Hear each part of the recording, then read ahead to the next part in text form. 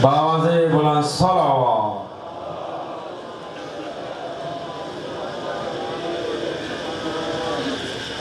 نعرہ تکبیر، نعرہ رسالت، نعرہ حیدری، بآواز بلند صلوات.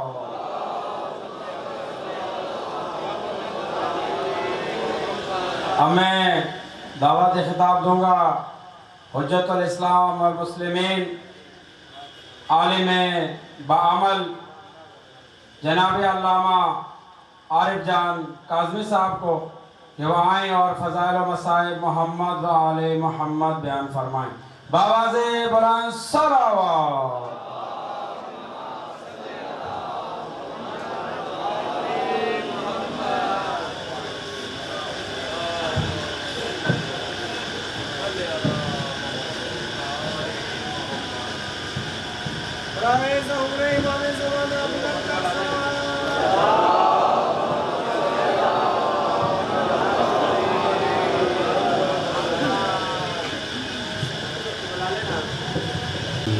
گزارش شہید الطاف حسن شاہ صاحب کی اور جتنے بھی شہداء ملت جعفریہ ہیں سب کو یاد کرتے ہوئے سورۃ الفاتحہ. بسم اللہ الرحمن الرحیم. الحمد للہ صراط المستقیم. بسم اللہ بسم اللہ. ربنا تقبل منا انك انت السميع العليم. صلى الله على محمد وعلى آله.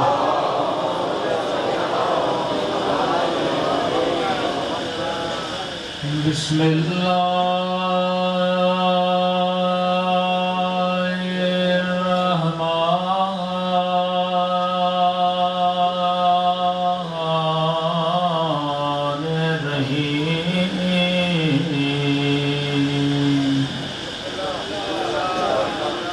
الحمد لله رب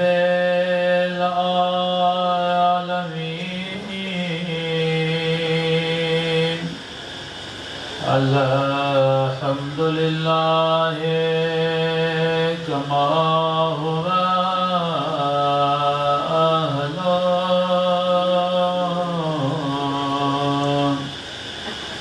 الصلاة والسلام على سيد المرسلين وخاتم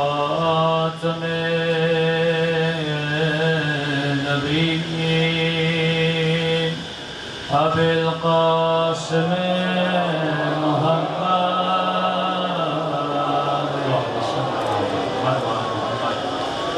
وعلى آله الطيبين الطاهرين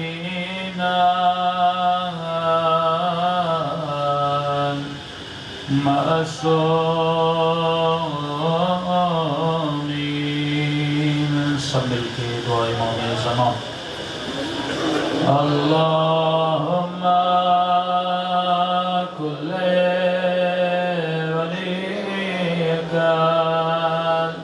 حجت ابن الحسن صلواتك عليه وعلى آبائه في هذه الساعة وفي كل وليا وحافظا وقائدا وناصرا ودليلا وعينا حتى تسكنه أرضك طوعا وتمتعه فيها طويلا برحمتك يا أرحم الراحمين. صلوات پڑھیں محمد.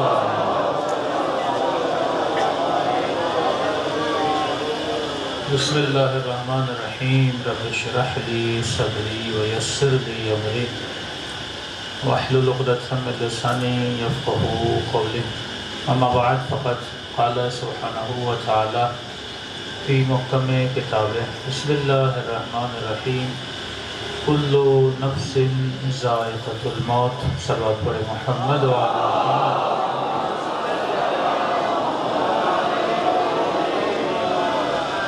دعا ہے پروردگار عالم ہم سب کی عبادتوں کو اپنی بارگاہ میں قبول فرمائے، اور جس مقصد زندگی کی خاطر یہ مجالس رکھی جاتی ہیں خداوند اس مقصد میں بھی ہم سب کو کامیابیاں نصیب فرما دے، اور ان شہید کے درجات کو بھی بلند فرمائے. قرآن مجید کی وہ آیت جو تقریباً ہر سننے والے کو یاد ہے، اور اگر یاد نہ ہو تو کم از کم ترجمہ سبھی کو آتا ہے کہ کل نفس ذائقۃ الموت. ہر نفس کو موت کا ذائقہ چکھنا ہے. وہ چاہے کافر ہو، وہ چاہے مومن ہو، موت کا ذائقہ چکھے گا. وہ چاہے نبی ہو یا چاہے امام ہو یا چاہے ولی ہو، موت کا ذائقہ چکھے گا. ہندو بھی کہتا ہے کہ موت آئے گی، مسلم بھی کہتا ہے کہ موت آئے گی. دنیا کا کوئی بھی ایسا انسان نہیں ہے جس کا یہ عقیدہ نہ ہو کہ مجھے موت نہیں آنی. لیکن سوال یہ کھڑا ہوتا ہے کہ ایک ایسی حقیقت جس پہ ہر بندہ یقین رکھتا ہے کہ بالآخر آنی ہی آنی ہے، لیکن اتنی بڑی حقیقت کے ہوتے ہوئے انسان زندگی ایسے گزارتا ہے جیسے کبھی مرنا ہی نہیں ہے. یہ اصل سوال ہے. اس مجمع میں ہر بندہ کہتا ہے کہ موت آنی ہے، لیکن ہم زندگی ایسے گزارتے ہیں جیسے موت آنی ہی نہیں ہے. ہم گھر اس سلیقے اور طریقے سے بناتے ہیں جیسے ہمیشہ ان گھروں میں رہنا ہے. ہم مال اس طرح جمع کرتے ہیں جیسے ہمیشہ ہمیں اس دنیا میں رہنا ہے. تو مسئلہ کیا ہے کہ جب انسان کو یقین بھی ہے کہ مجھے ایک دن مرنا ہے، پھر یہ عدم یقینی کی زندگی کیوں گزارتا ہے؟ پھر اس کی زندگی سے اعمال سے ایسا کیوں لگتا ہے کہ جیسے ہمیشہ ایسے اس دنیا میں رہنا ہے؟ کسی نے نبی سے سوال کیا تو رسول نے فرمایا دیکھو یہ جو انسان موت سے غافل ہے، یہ غفلت بھی اللہ اسے دیتا ہے. غفلت نعمت بھی ہے، غفلت عذاب بھی ہے. کہ یا رسول اللہ کیا مطلب غفلت نعمت بھی ہے اور غفلت عذاب بھی ہے؟ مثال دے کے سمجھاؤں. مثلا کسی بندے کو پتہ چل جائے کہ 1 مہینے میں اس کی موت واقع ہو جائے گی. خدا نخواستہ کینسر ہے یا کوئی ایسی بیماری ہے اور ڈاکٹر کہہ دے کہ بھائی آپ 2 ہفتے کے مہمان ہو، 1 مہینے کے مہمان ہو، تو مجھے یہ بتائیے جسے یقین ہو جائے، ایک مرتبہ یقین ہے موت آئے گی، لیکن وہ یقین ابھی تک حضور میں نہیں بدلا. لیکن جب ڈاکٹر کہتے ہیں کہ تو 1 مہینے میں مر جائے گا، یہ یقین حضور میں بدل چکا ہے. اب جب اسے یقین آ جائے کہ میں 1 مہینے میں مر جاؤں گا، سوال یہ ہے کیا اب یہ ٹی وی دیکھے گا؟ کیا اس 1 مہینے میں یہ کمانے جائے گا؟ کیا اس 1 مہینے میں یہ سنیما جائے گا؟ کیا اس 1 مہینے میں اپنے شہر میں گھومنے جائے گا؟ کیا ہوٹلوں پہ بیٹھے گا؟ کیا گپے مارے گا؟ اس کی اس 1 مہینے میں کیفیت کیا ہوگی؟ یا یہ نمازیں پڑھے گا، یا یہ عبادت کرے گا، یا جن کا مال کھایا انہیں فون کرے گا، یا جن کا حق غصب کیا ان سے معافیاں مانگے گا؟ سوال یہ ہے موت تو پہلے بھی آ رہی تھی، یہ نہیں کہ موت ابھی آنے والی ہے. فرق یہ ہے کہ پہلے موت آ رہی تھی، یہ غفلت میں جی رہا تھا. اب اس کی زندگی یقین میں بدل چکی ہے. صلوات پڑھے محمد و آل محمد. اور دیگر صلوات پڑھے محمد و آل محمد. توجہ ہے میری طرف؟ پہلے بھی پتا تھا کہ موت آنے والی ہے، لیکن مقام یقین پر نہیں تھا۔ اچھا، آپ کو تھوڑا یقین اور حضور سمجھانے کی کوشش کر رہا ہوں۔ مثلا ہر بندے کو پتا ہے کہ موت آنی ہے، ایک چیز۔ دوسرا، اگر میں آپ سے سوال کروں کہ جو آدمی مر جاتا ہے کیا وہ نقصان دے سکتا ہے؟ جو آدمی مر گیا کیا وہ نقصان دے سکتا ہے؟ پورا مجمع بول رہا ہے نہیں۔ تو اگر میں آپ سے گزارش کروں کہ جو مر گیا آپ ایک رات اس کے جنازے کے ساتھ سو جاؤ، جب آپ نے خود کہا کہ مردہ نقصان نہیں دیتا، تو آپ اپنی بات کا انکار خود اپنے عمل سے کیوں کر رہے ہو؟ جب آپ نے کہا کہ مردہ نقصان نہیں دیتا، لیکن اگر میں آپ کو کہوں اسی مردے کے ساتھ ایک رات گزارو، تو آپ میں سے کوئی تیار نہیں ہو گزارنے کے لیے۔ اسے کہتے ہیں یقین تو ہے لیکن حق الیقین نہیں ہے۔ یقین تو ہے لیکن ابھی تک کمپلیٹ یقین نہیں ہے۔ اس کو علماء فرماتے ہیں اسے یقین نہیں کہتے، اسے کہتے ہیں علم ہے پر یقین نہیں ہے۔ یہ علم ہے کہ مردہ نقصان نہیں دیتا، لیکن یقین نہیں ہے کہ مردہ نقصان نہیں دیتا۔ یہ علم ہے کہ موت آئے گی پر یقین نہیں ہے کہ موت آئے گی۔ تو سوال یہ ہے کہ میں اپنے علم کو یقین کی منزل پر کیسے لاؤں کہ اگر کوئی بولے کہ رات کو کسی مردے کے ساتھ سو جاؤ تو بڑے سکون سے میں سو جاؤں۔ تو آپ کے شہر میں ایک بندہ ہے جسے آپ بولیں گے مردے کے ساتھ سو جاؤ تو سو جائے گا۔ کون ہے وہ؟ جو مردوں کو دھوتا ہے، جسے غسال بولتے ہیں، جس کا کام ہی مردوں کو دھونا ہے۔ آپ کو بولا جائے رات کے اندھیرے میں قبرستان میں جا کر قبر کھودو، کوئی نہیں جائے گا، لیکن جس کا کام ہی قبروں کو کھودنا ہے، اسے 2 بجے بھیجو یا 4 بجے کوئی فرق نہیں پڑتا۔ اسے رات کے 2 بجے بولو مردہ دھونا ہے، وہ تو کہے گا بھائی قبلہ میرا کام ہی مردوں کو دھونا ہے، میرا کام ہی مردوں کے ساتھ وقت گزارنا ہے۔ تو اسے خوف نہیں ہے۔ سوال یہ ہے کہ اسے خوف نہیں ہے لیکن مجھے خوف کیوں ہے؟ علماء فرماتے ہیں کیونکہ اس نے اتنا مردوں کو دھویا، اتنا مردوں کو دھویا، اسے یقین ہو گیا کہ یہ مردہ کبھی اٹھتا ہی نہیں ہے۔ تو قرآن کی آیت وَعَبُدْ رَبَّكَ حَتَّى يَأْتِيَكَ الْيَقِينَ، اتنی عبادت کر تاکہ تجھے مقام یقین ملے۔ تو یقین ایک مرتبہ نماز پڑھنے سے نہیں آتا، یقین ریپیٹیشن کا نام ہے۔ جتنا تکرار عمل ہوتا ہے اتنا یقین ہوتا ہے۔ بھائی جس کا کام ہی میدان میں جا کے لڑنا ہو وہ کبھی میدان سے بھاگتا ہی نہیں ہے۔ جو کبھی کبھی میدانوں میں جاتا ہو تو اسے خوف بھی لگتا ہے۔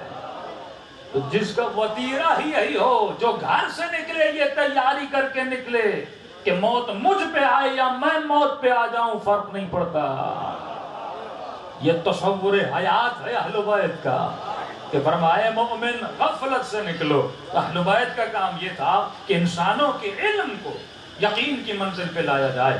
آج ہر مجمع کو پتا ہے قیامت ہے، ہر بندے کو پتا ہے قبر ہے، ہر انسان کو پتا ہے حساب ہے، بلکہ خود مردے کے اوپر کھڑا ہوتا ہے اور تلقین بھی سنتا ہے، اس کے کاندھوں کو ہلا ہلا کے بولا جاتا ہے اسمع وافہم، سن اور سمجھ۔ یہ سنتا بھی ہے، سمجھتا بھی ہے، لیکن پھر جب اپنے گھر میں آتا ہے، پھر جب اپنے کاروبار میں آتا ہے، اس کا موت کا خوف ختم ہو جاتا ہے۔ یہ زندگی ایسے گزارتا ہے جیسے اسے مرنا ہی نہیں ہے، یہ گناہ ایسے کرتا ہے جیسے اس کا کوئی خدا ہی نہیں ہے، یہ امام کی نافرمانی ایسے کرتا ہے جیسے اس کے وقت کا امام ہی نہیں ہے۔ یہ وجہ یہ ہے کہ اس انسان کے وجود میں تکرار عمل نہیں ہے۔ تو مولا تکرار عمل کیسے پیدا ہو؟ فرمایا جب تک حضور تمہاری زندگی میں نہیں آتا۔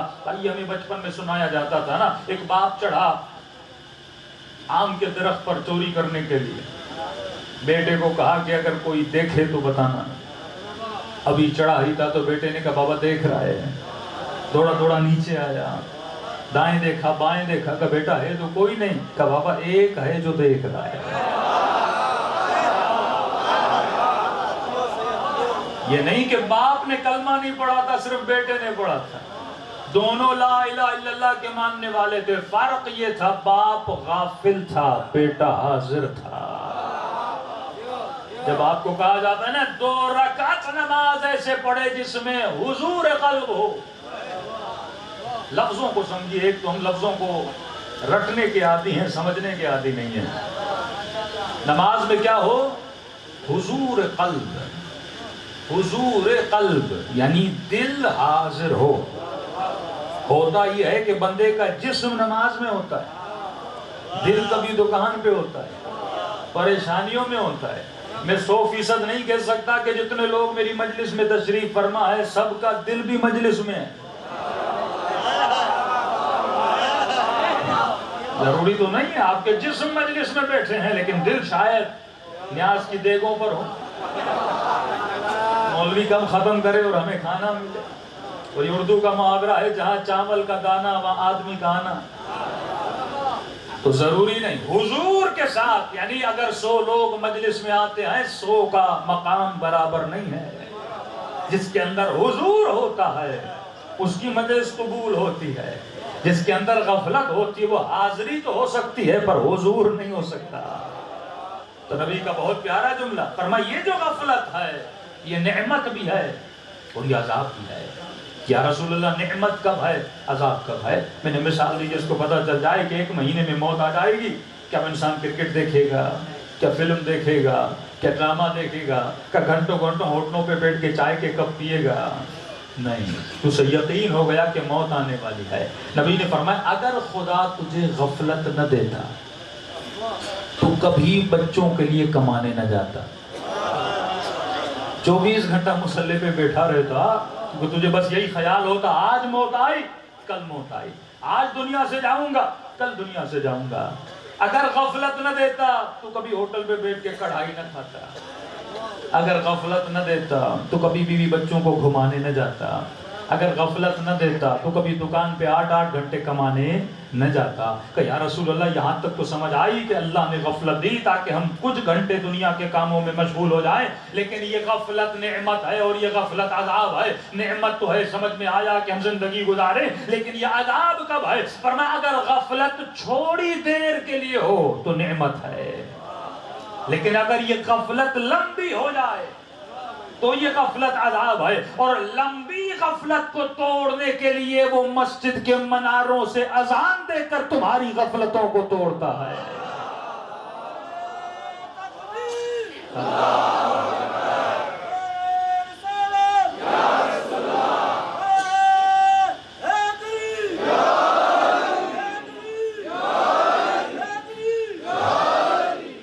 فلسفہ اذان بھی یہی ہے کہ صبح نماز پڑھی اور کام پہ چلے گئے، 8-9 گھنٹے اتنے کام میں مگن ہو گئے، دنیا کو جمع کرنے میں اتنے مگن ہو گئے، اور اچانک مسجد سے آواز آئی حیا علی الصلاۃ، حیا علی الفلاح، حیا علی خیر العمل، اے مومن بہترین عمل کی طرف آ۔ اب اللہ تجھے بیدار کرنے لگا کہ انسان سب کچھ یہ دنیا نہیں ہے، ایک دن تجھے مرنا بھی ہے، ایک دن قبر میں بھی جانا ہے۔ تو معصوم نے فرمایا یہ نماز غفلت کو توڑنے کا نام ہے۔ کسی نے کہا مولا بتائیے ہم اپنی غفلت کو کیسے توڑیں؟ امام نے کچھ فارمولے بتائے، اگر ہر مومن عمل کرے تو اس کی زندگی ایسے گزرے جیسے سلمان فارسی کی زندگی گزری تھی، اس کی زندگی ایسے گزرے جیسے مالک اشتر کی زندگی گزری تھی۔ مجلس میں آنا اور مجلس کو سن کر چلے جانا یہ کمال نہیں ہے۔ انسان مجلس میں آئے، فرمان اہل بیت کو سنے، اور جب تک اس فرمان کو نافذ نہیں کرتا، یعنی جب تک حر کی زندگی غفلت میں تھی وہ حسین سے دور تھا، اور جب زندگی حضور میں بنی وہ شہدائے کربلا میں آ چکا تھا۔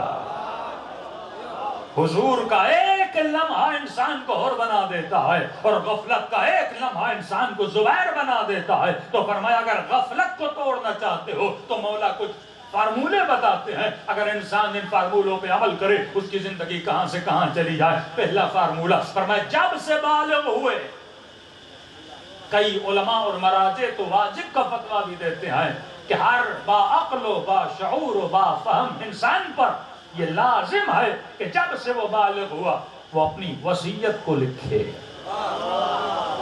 سال میں 1 مرتبہ خمس اگر واجب ہے تو سال میں 1 مرتبہ اپنی وصیت کو لکھا کرو، اور سال کے اسی ڈیٹ پر اپنی وصیت کو اپ ڈیٹ کیا کرو۔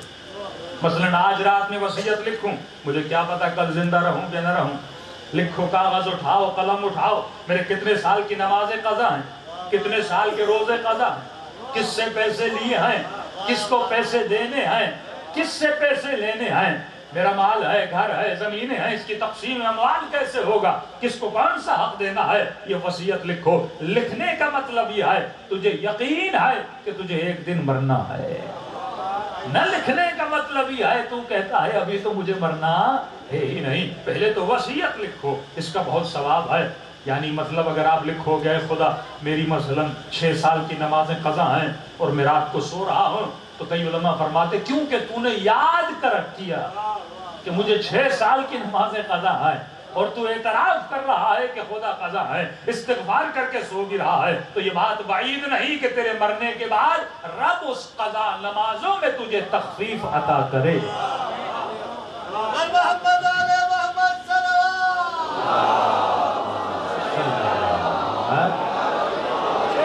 لیکن ایک بندہ چوری بھی کرے اور سینہ زوری بھی کرے، کسی کے پیسے بھی لے اور کل بندہ بولے تو نے لیے تھے، کہے مجھے یاد بھی نہیں ہے، اللہ کا قرضہ ہے۔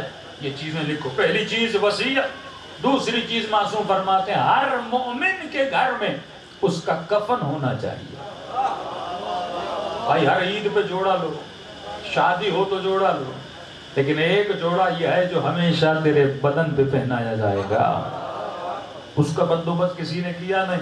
یہ لباس تو بدن سے اتارا جائے گا، یہ کپڑے تو بدن سے اتارے جائیں گے، وہ لباس جو ہمیشہ تیرے بدن کا زینت بنے گا، تیرے بدن کا حسن بنے گا، وہ سفید لباس جو تجھے پہنایا جائے گا، اس کا بندوبست کرو۔ ایک مومن نے کہا مولانا میں نے لیا ہے، میں نے کہا کہاں سے؟ کہا مولانا کربلا سے۔ میں نے کہا بہت اچھا، لیکن نیت پر عمل کا دار و مدار ہے۔ میں نے کہا جب کفن لے رہے تھے نیت کیا تھی؟ 99% لوگوں کی نیت جب کفن لیتے ہیں لوگوں کو تو بتاتے ہیں اپنے لیے لے رہا ہوں، لیکن دل میں کہتے ہیں کوئی اور مرے گا تو اسے دے دو۔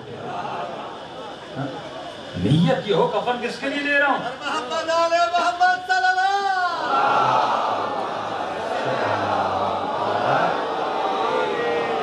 نیت ہونی چاہیے کفن کس کے لیے لے رہا ہوں؟ اپنے لیے لے رہا ہوں۔ اور بعض لوگ کیا کرتے ہیں کفن لینے کے بعد الماریوں میں ڈال کے 7 تالے لگا دیتے، لیا تو ہے لیکن اسے دیکھنا نہیں ہے۔ آیت اللہ قاضی فرماتے ہیں اگر کفن لیا ہے کم از کم ہفتے میں 1 مرتبہ شب جمعہ اس لباس کو دیکھا کرو، تاکہ انسیت ہو، تجھے محبت ہو اس لباس سے جس لباس کو تیرے بدن پہ پہنایا جائے گا۔ اور عرفاء تو کیا کرتے تھے جب نماز شب پڑھتے تھے اپنے کفن کو پہن کر نماز شب پڑھتے تھے، تاکہ یہ کفن بھی گواہ رہے کہ اس نے مجھے پہن کر نماز پڑھی تھی۔ دیکھا کرو اس کفن کو۔ آیت اللہ مرعشی نجفی جو گھر میں سجدگاہ مصلی پہ رکھتے تھے، جس پہ نماز تہجد پڑھتے تھے، وصیت کی کہ جب میں مر جاؤں جس سجدگاہ پہ میں نے 70-80 سال سجدے کیے ہیں اس کو میرے کفن میں رکھا جائے، تاکہ یہ مٹی گواہی دے کہ یہ سجدہ دینے والا مومن تھا۔ ایک رومال رکھا تھا کہ جس رومال میں نے حسین ابن علی کے غم میں آنسو بہائے، جس میں نے مناجات کے اور توبہ کے آنسو جمع کیے ہیں، اس رومال کو بھی میرے کفن میں رکھنا تاکہ یہ رومال بھی گواہی دے یہ گریہ کرنے والا مومن تھا۔ جو تسبیح تمہارے ہاتھوں میں ہے، جس تسبیح کو پڑھتے ہو، یہ وصیت کیا کرو کہ جب میں مر جاؤں ان چیزوں کو میری قبر میں رکھا جائے۔ تو صرف کفن خریدنا نہیں ہے، خریدنے کے بعد کفن کو دیکھنا بھی ہے تاکہ اس لباس سے انسیت ہو جائے۔ تیسری چیز جو عراق اور ایران میں رسم ہمارے یہاں بہت کم ہے کہ اے مومن اپنی زندگی میں اپنی قبر کا بندوبست کرو۔ بہت کم لوگ کرتے ہیں۔ مثلا شہر میں قبرستان ہے، آبائی اجدادی جو بھی قبرستان ہو، ایک جگہ کو منتخب کر دو کہ جب میں مر جاؤں مجھے یہاں پہ دفن کیا جائے۔ کتنی اسکیمیں نکلتی ہیں، سوسائٹی اسکیمیں، 10 سال کے بعد یہ زمین مہنگی ہو جائے گی، ہم انویسٹ کرتے ہیں اور یہ بھی نہیں پتا 10 سال بعد میں زندہ بھی ہوں کہ نہیں۔ ایک ایسا پلاٹ لو جس میں ہمیشہ تجھے جانا ہے، اس پلاٹ کی کسی کو پرواہ ہے ہی نہیں۔ زمین لے لو، اور کیا صرف زمین لینی ہے؟ فرمانا نہیں ہے، زمین کا ٹکڑا لو۔ علماء فرماتے کم از کم ہفتے میں 1 مرتبہ اس زمین کے اوپر جا کر 2 رکعت نماز استغفار پڑھا کرو، تاکہ اس مٹی کو بھی یاد رہے یہ میرے پاس آیا کرتا تھا، اور جب تیرا جنازہ وہاں پہ اتارا جائے گا وہ جگہ تیرے لیے نئی جگہ نہیں ہوگی، زمین بھی کہے گی یہ پرانا دوست ہے، یہ روز آتا تھا یہاں پہ نماز پڑھنے۔ پہلی چیز وصیت لکھو، دوسری چیز کفن لو، تیسری چیز اپنے لیے قبر کا بندوبست کرو، اور چوتھی چیز مولا امیر المومنین علی ابن ابی طالب فرماتے ہیں، فرمائے مومن جب بھی کسی گھر میں انتقال ہو جائے، فوتگی ہو جائے، فوراً اس جنازے میں شرکت کیا کرو، اور جب جنازے میں شرکت کرو یہ تصور کرو کہ یہ جنازہ تیرا جنازہ ہے۔ جب اس کی ماں روئے، جب اس کی بہن روئے، جب اس کی بیوی روئے، جب اس کے بچے روئیں، یہ تصور کرنا کہ تیرے بچے ہیں جو تیرے جنازے پہ رو رہے ہیں، تیری ماں ہے جو تیرے جنازے پہ رو رہی ہے، تیری بہنیں ہیں جو تیرے جنازے پہ رو رہی ہیں۔ امام فرماتے ہیں جب جنازہ نکلے اور اس جنازے میں چلو تو یہ تصور کرو یہ تیرا جنازہ ہے جیسے قبرستان میں لے جایا جا رہا ہے، اور جب اس کے اوپر تلقین پڑھی جائے یہ تصور کرو تیرے جنازے کے اوپر تلقین پڑھی جا رہی ہے، اور جب قبر میں اتارا جائے یہ تصور کرو یہ تیری قبر ہے جس میں تیرا جنازہ اتارا جا رہا ہے، اور جب قبر دفن ہو جائے، جب گھر کی طرف پلٹو تو فوراً 2 رکعت نماز شکرانہ ادا کیا کرو، اور یہ کہو اے خدا تیرا شکر ہے میں تو مر گیا تھا لیکن تم نے مجھے دوبارہ زندگی عطا کی ہے۔ جب اس تصور سے زندگی بندہ گزارے تو پھر یہ امکان نہیں کہ زندگی میں غفلت آئے، اس زندگی میں گناہ آئے۔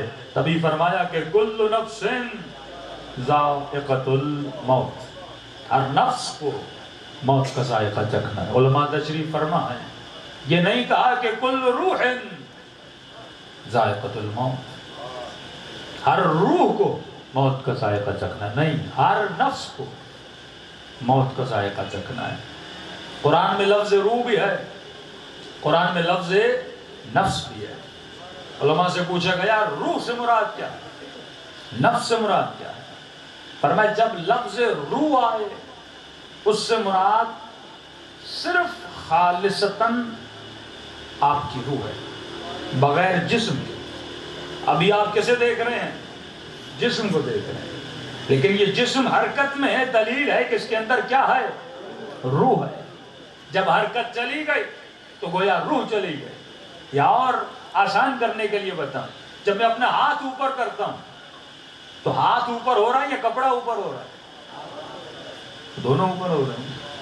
جب ہاتھ اوپر کرتا ہوں تو ہاتھ بھی اوپر ہو رہا ہے، کپڑا بھی اوپر ہو رہا ہے، لیکن سوال یہ ہے کہ ہاتھ کو کپڑا اٹھا رہا ہے یا کپڑے کو ہاتھ اٹھا رہا ہے؟ کپڑے کو ہاتھ اٹھا رہا ہے، اور جب اس کپڑے سے جسم نکل جائے گا اب یہ کپڑا اٹھے گا نہیں۔ بالکل اسی طرح تیرا جسم کپڑا ہے، اٹھانے والی روح ہے۔ جب روح ہے تو بدن میں حرکت ہے، جب روح نہیں تو بدن مردہ ہو جاتا ہے۔ تبھی آپ بولتے مومن انتقال کر کے کیا؟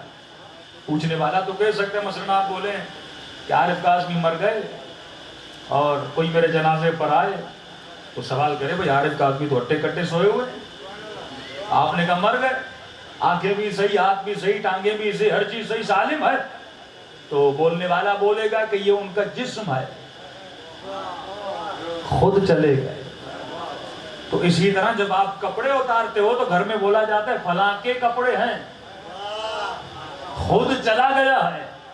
تو جب لفظ روح قرآن میں آئے مطلب روح وداؤٹ جسم، آپ وداؤٹ جسم ہو، لیکن جہاں پر لفظ نفس آئے مطلب روح اور جسم کا جہاں میلاب ہو، جسے آپ دیکھ رہے ہو یہ نفس ہے، جسے میں دیکھ رہا ہوں یہ نفس ہے۔ تبھی فرمایا کہ کل نفس ذائقۃ الموت، ہر نفس کو موت کا ذائقہ چکھنا ہے۔ مطلب جب موت کا ذائقہ چکھے گا وہ جسم بھی چکھے گا، وہ روح بھی چکھے گا، دونوں کو موت کا ذائقہ چکھنا ہے۔ لیکن میرا آپ سے ایک سوال ہے، یہاں پہ 3 چیزیں بنی، ایک ہے نفس، ایک ہے موت، ایک ہے ذائقہ۔ نفس کیا ہے آپ کو پتا ہے؟ موت کا ذائقہ، لیکن ذائقہ کیسا ہے یہ کون بتائے؟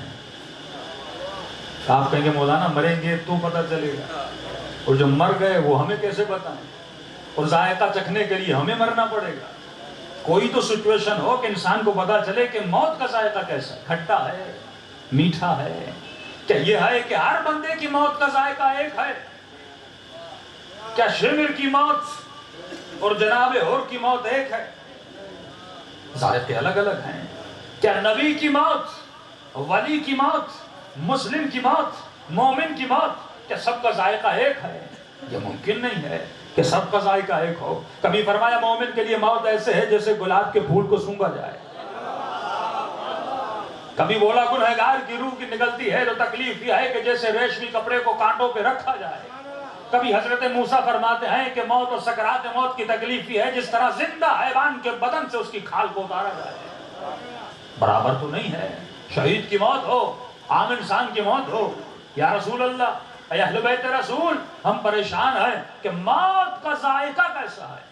یہ تو پتا ہے کہ ہر بندہ موت کا ذائقہ چکھے گا، لیکن سوال یہ ہے اگر چکھے گا تو اس کا ذائقہ کیسا ہوگا؟ میٹھا ہوگا، کھٹا ہوگا، نمکین ہوگا، کڑوا ہوگا؟ تو آپ کو سمجھانے کے لیے مثال دے رہا ہوں. دیکھیے آپ کے سامنے پانی ہے، پانی کا اپنا بھی ایک ذائقہ ہے، لیکن اصطلاح عام میں بولا جاتا ہے کہ پانی کا کوئی ذائقہ نہیں ہے. پانی کے اندر ایبلٹی ہے، یہ ہر ذائقے کو اپنی طرف کھینچتا ہے. شربت ڈالو تو پانی میٹھا، لیمبو ڈالو تو پانی کھٹا، نمک ڈالو تو پانی نمکین. فرمایا موت بھی بالکل پانی کی طرح ہے، اس کا کوئی ذائقہ ہوتا نہیں ہے. یہ تیرے اختیار میں ہے تو موت کا ذائقہ کیسا بناتا ہے.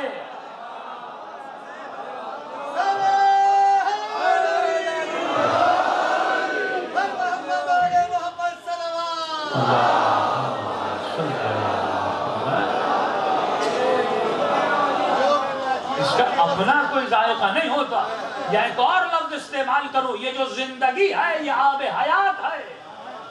یہ تمہاری زندگی کے لمحے جو مجلس میں بیٹھے ہو، سیکنڈز اور منٹس اور گھنٹے، مہینے، دن جو گزر رہے ہیں، یہ کوئی نہ کوئی ذائقہ بنا رہے ہیں. یہ جو زندگی کے لمحے گزارتے ہو، یہ گزارنا نہیں ہے، یہ ذائقہ بنانا ہے. اب یہ تیری مرضی ہے، تو زندگی کے آب حیات میں کون سا ذائقہ ملاتا ہے. مجلس میں آ کر زندگی کا ذائقہ اور اسے موت کے ذائقے کو میٹھا بناتا ہے، یا گناہ کر کے کڑوا بناتا ہے، علی کی اطاعت کر کے میٹھا بناتا ہے، یا شیطان کی پیروی کر کے کڑوا بناتا ہے. تبھی فرمایا جب ملک الموت اس بندے کی موت کا ذائقہ چکھائے گا، بالکل اسی طرح یہ تمہیں گلاس دے گا کہ پی اپنے موت کا ذائقہ. اور مرنے والا کہے گا کہ ملک الموت یہ اتنا کڑوا کیوں ہے؟ تو آواز آئے گی ذائقہ میں نے بنایا نہیں، میں پلاتا ہوں، بناتا تو خود ہے.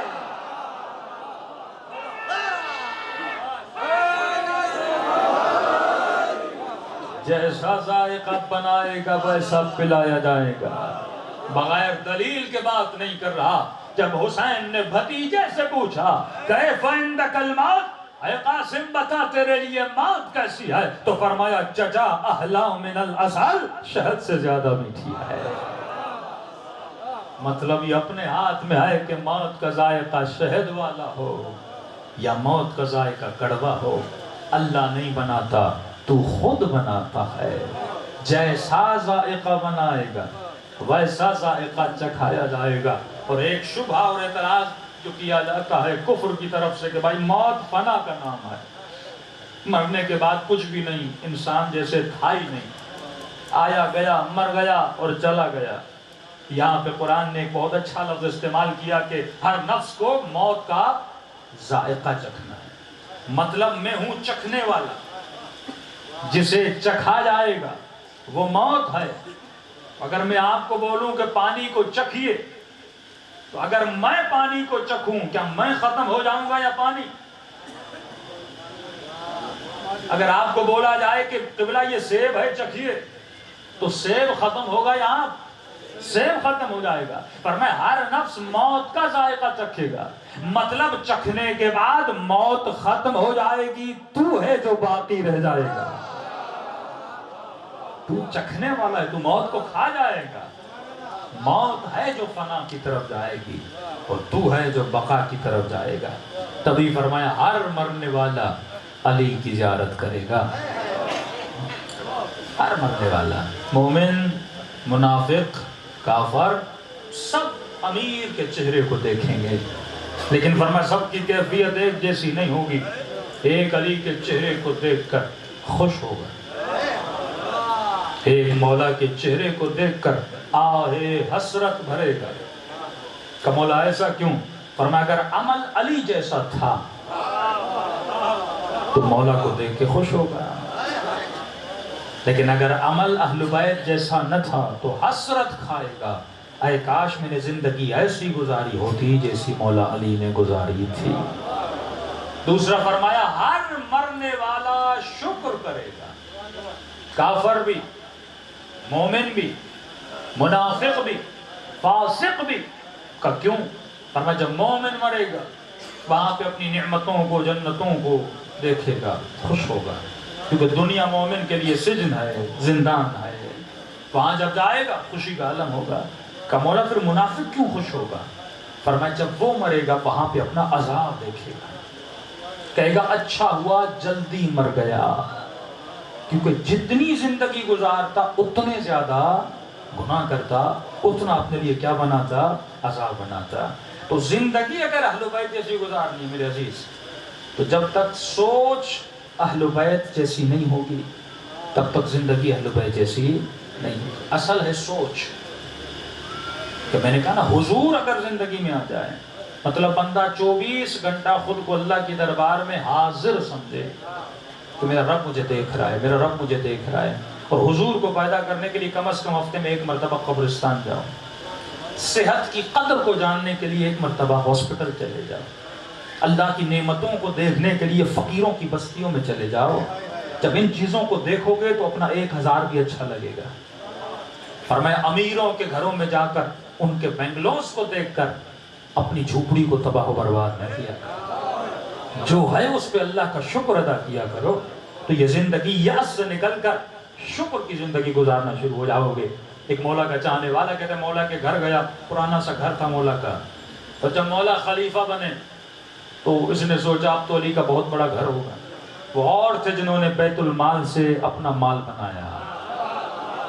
अहले बैत ने जो भी बनाया अपने माल से बनाया, बैतुल माल से नहीं बनाया। पहुंचा मौला की खिदमत में, देखा वही घर, परेशानी के आलम में कहने लगा या अली मैंने तो सोचा था आपने कोई बड़ा घर बनाया होगा। देखिए सोच में फर्क है। अगर सोच बदल जाए जिंदगी बदल जाए। असल सोच है, अगर सोच बंदे की सही हो जाए, बंदे का अमल सही हो जाए। अमल का दारो मदार इंसान की सोच पर है कि कोई इंसान को गाली दो गुस्से में आता है, तो दूसरे को गाली दो गुस्से में नहीं आता। दोनों इंसान है, गुस्सा क्यों कर रहा है वो? दोनों की सोच अलग अलग है। वो समझ रहा है ये गाली दे के अपनी नेकियां मुझे दे रहा है, और दूसरे में हुब्बेदात है, फौरन लड़ पड़ता है कि मौला के चेहरे पे लाभ धन फेंका, लेकिन अली ने सर कलम नहीं किया। ये किरदार अमीरुल मोमिनीन था कि सारे असहाब परेशान होते थे मौला के किरदार को देखकर। मौला की सोच अलग थी कि ये फजीलत का नुक्ता भी है कि किसी जंग में मौला किसी काफिर पर वार कर रहे थे, और करते करते और लड़ते लड़ते उसकी तलवार नीचे गिर गई, और जब नीचे गिरी और उसने मौला अली के चेहरे को देखा और फौरन कहा कि या अली मैंने सुना है कि आप बड़े सखी हो। होशियार था, वक्त पे क्या करना है बाज लोगों को पता होता है। अम्र आस अली को जानता था, कट्टर दुश्मन अली इब्न अबी तालिब। यानी अगर अम्र आस न रहता तो अमीर शाम को इतनी कामयाबियां न मिलती। तलवार अली के हाथ में, मौला घोड़े पर, अम्र आस जमीन पर। अली चाहते तो सर कलम कर देते, लेकिन दौड़ते दौड़ते भी उसे पता है कि अली की आंखें कभी बेहयाई में नहीं जाती हैं। इतना आशिना वो जानता है ये इन्नमा युरीदुल्लाह का मदहर है, ये निजासत के करीब नहीं जाते, और खुद को बचाने के लिए उसने खुद को निजासत में डाल दिया।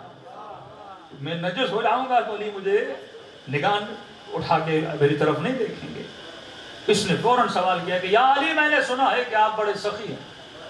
मौला ने फरमाया तूने सही सुना है। या अली आज अगर कुछ मांगूं तो देंगे?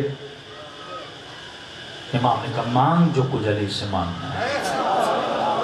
اب یہاں پر بھی عقل مندی کی بات ہے، کاش وہ مانگتا جو علی سے سلمان نے مانگا تھا۔ لوگ یہاں کربلا جاتے ہیں، مولا حسین مہران گاڑی دلا دو، کوئی کہتا ہے موٹر سائیکل نہیں وہ دلا دو، یعنی اس کو یہ نہیں پتا حسین سے جا کے کیا مانگنا ہے۔ بھئی گاڑی تو تجھے زرداری بھی دے دے، حسین سے وہ مانگ جو دنیا والے نہیں دیتے۔ مانگنا آنا چاہیے نا۔ ہارون نے بہلول کو کہا کہ بہلول مانگ جو مجھ سے کچھ مانگنا ہے۔ بہلول نے کہا کہ تو مجھے دے نہیں سکتا۔ کہا میں 30-40 ممالک کا بادشاہ، مجھے کہہ رہا میں نہیں دے سکتا، مانگ۔ کہا کہ ہارون جنت چاہیے۔ کہا اس کی گارنٹی تو مجھے بھی نہیں، کچھ اور مانگ۔ کہا ہارون اللہ کی رضا چاہیے، کچھ ایسا کر کے رب مجھ سے راضی ہو جائے۔ کہا یہ بھی نہیں دے سکتا۔ کہا پھر تو دے کیا سکتا ہے؟ کہا میں تیرا وظیفہ بڑھا سکتا ہوں، تیری تنخواہ بڑھا سکتا ہوں۔ تو اس نے کہا کہ ہارون جب خدا تجھ جیسے ظالم کو دے سکتا ہے، علی کے نوکر کو نہیں دے گا؟ سوچ بندے کی بڑی ہونی چاہیے۔ آیت اللہ قرآتی کا فرمایا جب کربلا جاؤ تو حسین سے خدا مانگو، جب کربلا جاؤ تو حسین سے خدا مانگو، اور جب مصلی عبادت پر بیٹھو تو خدا سے حسین مانگو۔ محمد علی محمد صلوات۔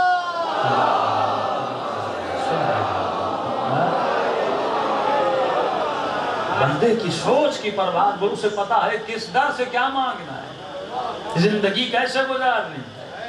جہالت کی زندگی اور ہے، عالمانہ زندگی اور ہے۔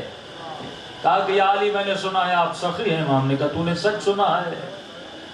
کہا کچھ مانگو گا تو عطا کریں گے۔ امام نے کہا جو کچھ مانگنا ہے مانگ۔ کھلی آفر بندے کو ملے اور بندہ اتنا بے عقل ہو۔ اس نے کہا کہ علی اتنے ہی سخی ہو تو اپنی تلوار مجھے دو۔ ظاہر یہ سارے مناظر اصحاب دیکھتے تھے کہ کوئی چہرے پہ لعاب دہن پھینک رہا ہے، علی کھڑے ہو جاتے ہیں، وہ کہتے ہم ہوتے تو سر کاٹ دیتے۔ اور ایک مرتبہ دیکھیں کہ دشمن سامنے تلوار توڑ کے علی نے گرا دی، بہترین موقع تھا اس کی گردن کو اڑا دینا، اور وہیں دیکھا کہ علی اپنی تلوار اسے دے رہے ہیں، اور جیسے اس نے تلوار اٹھائی تو اس کے تیور بدلے۔ کہا علی اب مجھ سے تجھے کون بچائے گا؟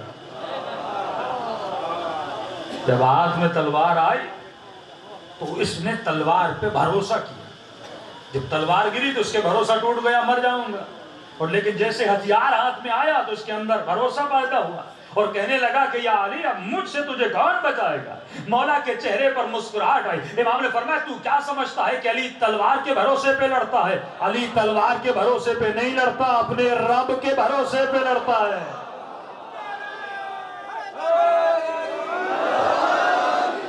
وہ اور ہیں جو تلواروں کے بھروسے پہ لڑتے ہیں، ہماری تو تلوار ٹوٹ بھی جائے تو نبی کا پروانہ بن کے دفاع کرتے ہیں۔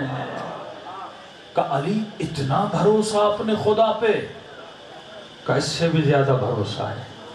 اس جوان نے اسی وقت تلوار پھینکی، کہ اگر تیرا خدا ایسا ہے تو اس پر میں بھی ایمان لانا چاہتا ہوں۔ اسی وقت علی نے کلمہ پڑھوایا، اس سے ہاتھ سے لیا اور نبی کی خدمت میں لے گئے۔ اصحاب پریشان، یا رسول اللہ کافر نہتا تھا، تلوار گر چکی تھی، علی کو بہترین موقع تھا، ایک کافر کو مارتے اور جنت میں درجات کو حاصل کرتے، یہ کیا ہے کہ کافر کو واپس لے کر آ رہے ہیں۔ نبی نے فرمایا یہی تو فرق ہے تجھ میں اور علی میں، تو کافروں کو مارتا ہے، علی اپنے کردار سے ان کے کفر کو مار کے آ جاتا ہے، اور یہی فرق ہے آج کے مسلمانوں میں اور علی کے چاہنے والوں میں۔ شیعہ کردار سے مارتا ہے، بموں سے نہیں مارتا، گولیوں سے نہیں مارتا، یہ اپنے کردار سے تقدیروں کو بدلتا ہے۔ خمینی نے کردار سے لوگوں کو بدلا، علماء نے کردار سے لوگوں کو بدلا۔ آج پوری دنیا میں کسی بھی خطے میں چلے جاؤ، کسی بھی مسلمان سے پوچھو کہ آج کے کفر کی آنکھوں میں آنکھیں ملا کر کون دیکھ رہا ہے؟ وہابی بھی ہوگا نا بولے گا شیعہ. مطلب کل بھی کفر کے مقابلے میں علی تھا، آج بھی کفر کے مقابلے میں علی والے ہیں.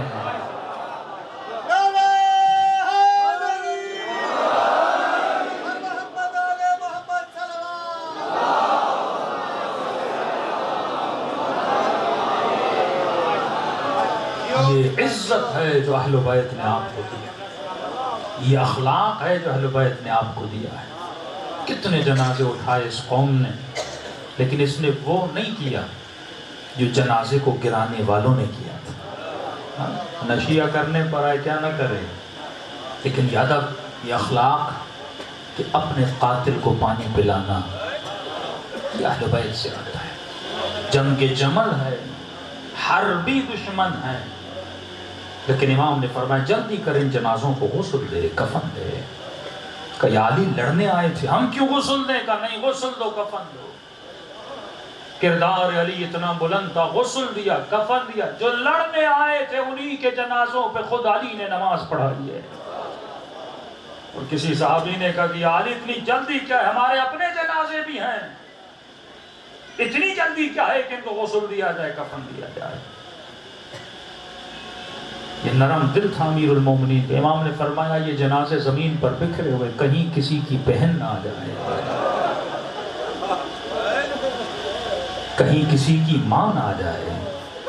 مارا ہے، دشمن تھا، لیکن اتنے سنگ دل نہیں کہ اس کی بہن کو تڑپائے.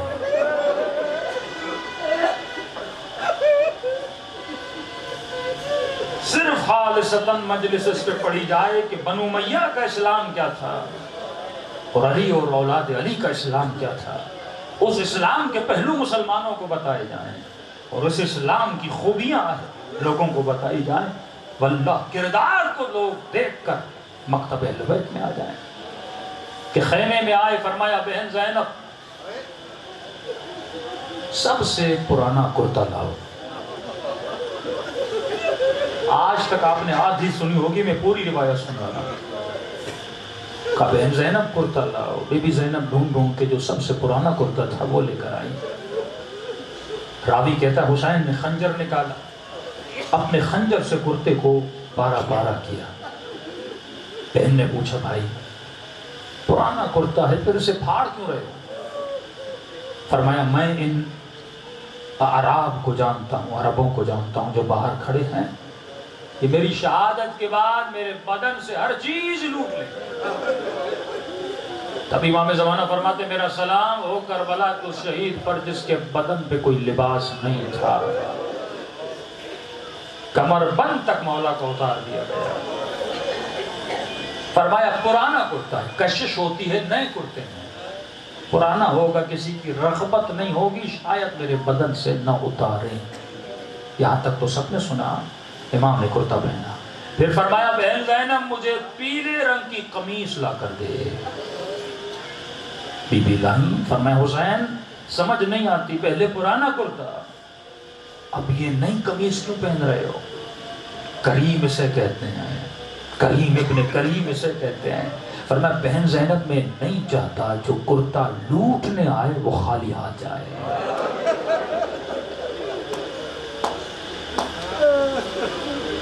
اتنا کریم گھرانہ ہے، کیا یہ ممکن ہے کہ وہ ہمیں اپنے در سے خالی لوٹائے؟ مانگنے کا ہنر آنا چاہیے. وہ کسی کو خالی ہاتھ نہیں لوٹاتے.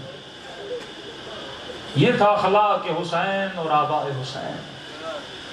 دوسری طرف اخلاق بنو امیہ ہے کہ راوی کہتا ہے کہ قیدی بیویاں ابن زیاد کے دربار میں کھڑی ہیں، مجھے نہیں معلوم کتنے دن کی پیاسی ہیں، کتنے دن سے بیویوں نے کھانا نہیں کھایا، لیکن یہ جملے ہیں تاریخ کربلا کے کہ جب بیویاں پہنچی تھیں یہ ملعون اس وقت کھانا کھا رہا تھا، منہ میں لقمے چبا رہا تھا اور حسین کی سکینہ سے دیکھ رہی تھی. اس کے سفرے کے سامنے کٹی ہوئی گردنیں تھیں. ملعون پوچھتا تھا یہ کس کا سر ہے؟ کوئی کہتا تھا کہ یہ عباس کا سر ہے. یہ کس کا سر ہے؟ یہ قاسم کا سر ہے۔ یہ کس کا سر ہے؟ یہ جعفر کا سر ہے۔ پوچھتے پوچھتے ایک مرتبہ کہا یہ کس کا سر ہے؟ بولنے والے نے کہا یہ حسین کا بیٹا تھا، نام تھا علی اکبر۔ کہتے ابن زیاد نے کھانا کھانا چھوڑ دیا اور غصے میں آ کر بولا تجھے کس نے کہا تھا کہ حسین کو قتل کرو؟ کہ امیر آپ نے خط لکھا تھا کہ حسین کو قتل کرنا ہے، تبھی ہم نے کیا۔ کہ واللہ اگر مجھے پتا ہوتا اکبر جیسا بیٹا ہے میں کبھی نہ کہتا حسین کو قتل کرو۔ تعجب کے عالم میں امیر ایسا کیوں بول رہے ہیں کہ جس کا اتنا خوبصورت بیٹا ہو بھلا اسے مارنے کی ضرورت ہے؟ وہ اکبر کے مرنے کے بعد خود ہی مر جاتا۔ اتنی آسان موت تم حسین کو کیوں دے رہے تھے؟ یہ وہ ظلم ہے جو لعینوں نے کیے۔ تبھی امام رضا فرماتے ہیں کہ ابن شبیب اگر کسی پہ رونا چاہتے ہو تو میرے جد حسین پہ رویا کرو۔ رزق کی تنگی ہو، بیٹا بیمار ہو، گھر کی پریشانی ہو، آنسوؤں کو ضائع نہ کیا کرو۔ فوراً جب رونا آئے تو مصیبت حسین کو یاد کر کے اپنے غم کو حسین کے غم میں ملایا کرو۔ پھر یہ آنسو شفا بن جاتے ہیں، پھر ان آنسوؤں کی خریدار جناب سیدہ بن جاتی ہیں۔ پھر چھٹے امام کا فرمان ہے، فرمایا ابھی ذاکر نے مصائب پڑھے نہیں، ابھی تو رویا نہیں، تو رونا چاہتا ہے۔ فرمایا تم سب کے سروں کے پیچھے میری دادی زہرا کھڑی ہو جاتی ہے، تمہارے لیے دعا کے ہاتھوں کو بلند کرتی ہے، اے خدا یہ میرے حسین کا زادہ ہے، اس کے سارے گناہوں کو بخش دے۔ تبھی فرمایا قیامت کے دن آنکھ روئے گی لیکن دو آنکھیں کبھی نہیں روتی۔ ایک وہ آنکھ جو اپنے گناہوں پہ روئے، دوسری وہ آنکھ جو حسین کے غم پہ روئے۔ دلوں کو کربلا لے کر چلیں، سلام کریں اپنے آقا کی مظلومیت پہ۔ فرمان معصوم میں جب کوئی عبادت کرو، خیر کا کام کرو، مجلس میں آؤ تو یہ تصور کیا کرو یہ تیرے زندگی کی آخری مجلس ہے۔ پھر حضور پیدا ہوتا ہے، پھر تسکین ملتی ہے، پھر یہ مجلس شفا بن جاتی ہے، پھر یہ گنہگاروں کو حر بنا دیتی ہے۔ السلام علی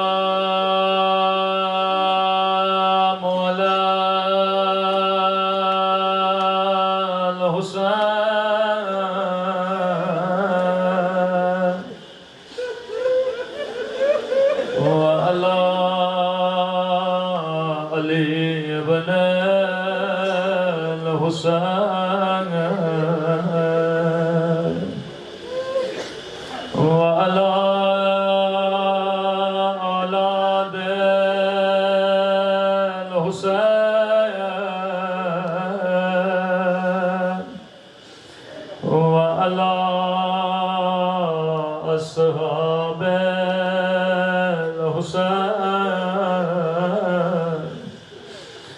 میرا سلام ہو زینب کی لٹی ہوئی چادر پہ،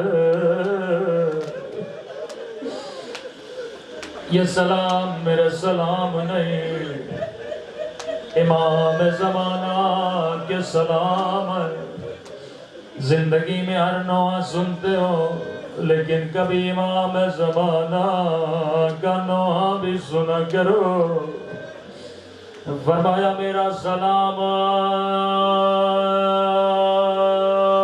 ان زخمی کلائیوں پر جن میں رسیاں بندھی تھی۔ پھر فرمایا میرا سلام ان ننھے سے رخساروں پر جن کا رنگ بدلتا رہا، کبھی شمر کے تماچوں نے رنگ نیلا کیا، کبھی ظالم کے تماچوں نے رنگ کالا کیا۔ تبھی امام حسین فرماتے ہیں شیو جب بھی پانی پیو میری سکینہ کو یاد کیا کرو۔ اللہ بچپن میں کسی کو اتنے مصائب نہ دکھائے۔ اکثر مشہور ہے کہ ثانی زہرا جناب زینب ہے، لیکن علماء فرماتے ہیں بی بی زینب ثانی خدیجۃ الکبریٰ ہے۔ اگر کربلا میں کوئی ثانی زہرا ہے وہ حسین کی 4 سالہ سکینہ ہے، کیونکہ سیدہ بھی بابا کے بعد زیادہ زندہ نہ رہی، سکینہ بھی بابا کے جانے کے بعد زیادہ زندہ نہ رہی، سیدہ کو بھی بابا کے جانے کے بعد ظالموں نے تعزیہ نہ ماری، سکینہ بھی بابا کے جانے کے بعد تعزیہ نے کھاتی رہی۔ جب سیدہ کو غسل دیا جا رہا تھا تو علی دھاڑے مار مار کے رونے لگے، ٹوٹی ہوئی پسلیاں برداشت نہیں ہوئی، اور جب زندان شام میں غسالہ غسل دے رہی تھی، بدن کے زخموں کو یاد کر کے سجاد بلند بلند آواز میں رونے لگے۔ روایت کے جملے جب بھی بابا کے سر کو دیکھتی تھی رو کر کہتی تھی او میرے غریب الوطن بابا، او میرے پیاسے بابا، بابا تیری آنکھیں بند کیوں ہیں؟ ذرا آنکھیں کھولو، ذرا میرے زخمی کانوں کو دیکھو، ذرا میری زخمی کلائیوں کو دیکھو۔ رو کر کہنے لگی بابا میں وہ تاریخ کی واحد بچی ہوں جس کے بال بچپنے میں سفید ہو گئے، بابا دادی زہرا کے بال جوانی میں سفید ہوئے تھے، لیکن میرے بال بچپنے میں سفید ہو گئے۔ بابا ذرا آنکھوں کو کھولو، ذرا میری جھکی ہوئی کمر کو دیکھو، بابا دادی زہرا کی کمر جوانی میں جھک گئے تھے، لیکن میری کمر بچپنے میں جھک گئی۔ تبھی فرمایا جب بھی پانی پیو میری بچی کو یاد کیا کرو۔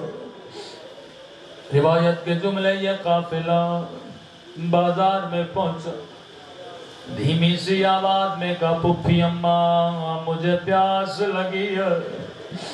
بی بی زینب نے کہا سکینہ چپ ہو جا، یہاں پانی دینے والا کوئی نہیں، پتھر مارنے والے بہت۔ چھت پہ ایک مومنہ نے سن لیا، دوڑتی ہوئی گئی گلاس میں پانی بھرا، کہتی ہے قیدی بی بی میں تیری بچی کو پانی پلاؤں گی۔ سکینہ کو پانی ملا، ابھی بی بی پینا ہی چاہتی تھی، کہتی ہے قیدی بی بی جب تیری بچی پانی پی لے میرے لیے کچھ دعائیں کر لینا۔ بی بی زینب نے کہا سکینہ رک جا، پانی بعد میں پینا، ہم سید ہیں کسی کا احسان نہیں اٹھاتے۔ کب بتا کون سی دعا کروں؟ سکینہ نے دعا کے لیے ہاتھوں کو بلند کیا۔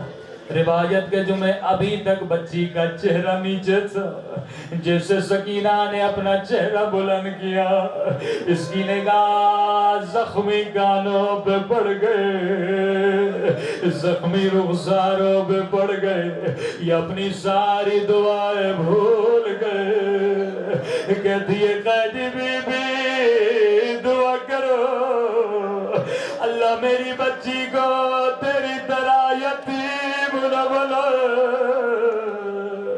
سکینہ نے دعا کے لیے ہاتھوں کو بلند کیا کہ میرے اللہ تجھے میری یتیمی کا واسطہ اور کسی بچی کو میری طرح یتیم نہ بنانا۔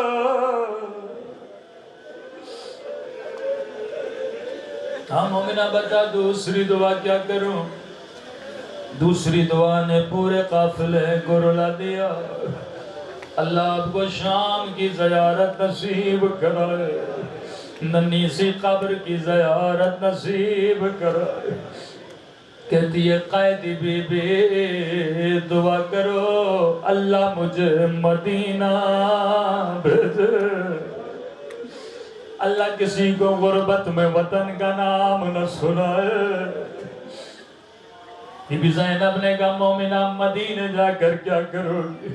کہتی ہے قائدی بی بی یہ بھی پوچھنے کی بات ہے، مدینے میں میرے رسول کا روزہ ہے، مدینے میں میرے حسین کا گھر ہے، مدینے میں میرا مولا عباس ہے، مدینے میں مجھے قرآن پڑھانے والی میری آقا ذاتی ہے۔ بی بی زینب کو بڑا پیار آیا، کہنے لگی مومنہ تو نے حسین کا نام لیا، تو نے عباس کا نام لیا، کیا اپنی بی بی سے ناراض ہو؟ اس کا نام نہیں بتاتے۔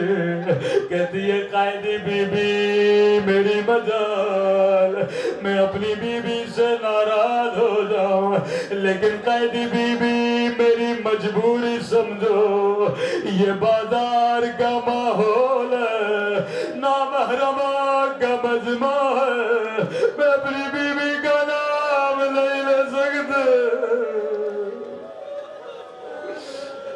میری بی بی نام ہے علی کی بیٹی کا، میری بی بی نام ہے سیدہ کی بیٹی کا۔ بی بی زینب کو بڑا پیار ہے کہ مومنہ اگر میں دعا کروں تیری دعا یہیں قبول ہو جائے، کیا کہنا چاہتی ہو؟ کہ اگر مدینے والے بازار میں نظر آئے پھر کیا کہو گے؟ ایک مرتبہ جلال میں آتی ہے، کہتی ہے قائدی بی بی دعا نہیں کرنی تو نہ کر، لیکن میری بی بی کو بد دعا تو نہ دے، اور میری بی بی تجھ جیسی قائدن نہیں کہ بازاروں میں آئے۔ اتنا سننا تھا زینب کا جلال آیا، چہرے سے بالوں کو ہٹایا کہ ام حبیبہ نہیں پہچانا، انا زینب بنت علی، ارے وہ دن گزر گئے اور زینب اجڑ گئے۔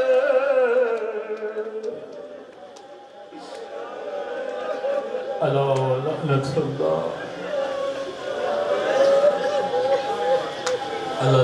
قوم الظالمین۔ پروردگار سیدہ زینب کی مظلومیت کا بس ہم سب کے صغیرہ کبیرہ گناہ معاف فرما، شہید الطاف حسین کے درجات کو بلند فرما، ان کو شہدائے کربلا کے ساتھ محشور فرما، ان کے برزخ کے سفر کو آسان فرما۔